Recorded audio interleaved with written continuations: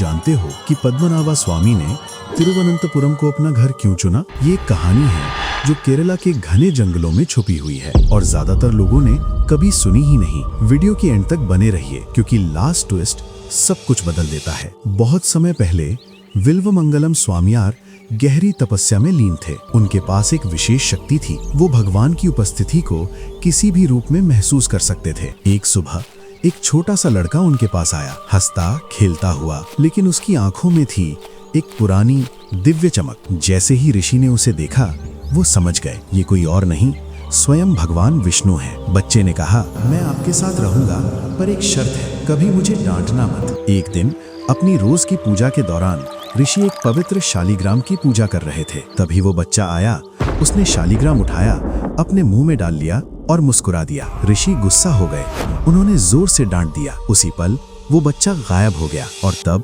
एक आवाज गूंजी, अगर मुझे फिर से देखना चाहते हो तो अनंथन कड़ू आ जाओ। ऋषि बिना रुके उस आवाज के पीछे चल पड़े। दिनों तक चले, भूखे थके हुए लेकिन पूरी श्रद्धा के साथ। आखिरकार वो पहुंचे अनंथन कड़ू, एक प्राचीन सर्पवन। वहां एक बड़े से महुआ पेड़ के नीचे वही बच्चा खड़ा था, शांत मुस्कुराता हुआ। ऋषि कुछ कह पाते उससे पहले ही बच्चा पीछे हटा और पेड़ का तना जैसे खुल गया और वो उसके अंदर समा गया। जमीन कांप उठी, महुआ पेड़ जोर से टूट कर गिर पड़ा और उस गिरे हुए पेड़ से प्रकट हुए अनंथा पद्मनाभा स्वामी। अनंथा शयन अवस्था में भगवान विष्णु शेषनाग अनंत पर शयन करते हुए। उनका रूप इतना विशाल था कि एक इंसान एक ही नजर में उसे पूरा देख ही नहीं सकता था। ऋषि जमीन पर गिर पड़े और रो पड़े, प्रभु मैं आपकी पूजा कैसे करूं इतने विशाल रूप में। भगवान ने उनकी प्रार्थना सुनी। उनका विशाल रूप धीरे धीरे छोटा होने लगा, मीलों से मीटर्स तक, जब तक वो पूजा योग्य रूप में ना आ जाए। विल्वमंगलम स्वामियार ने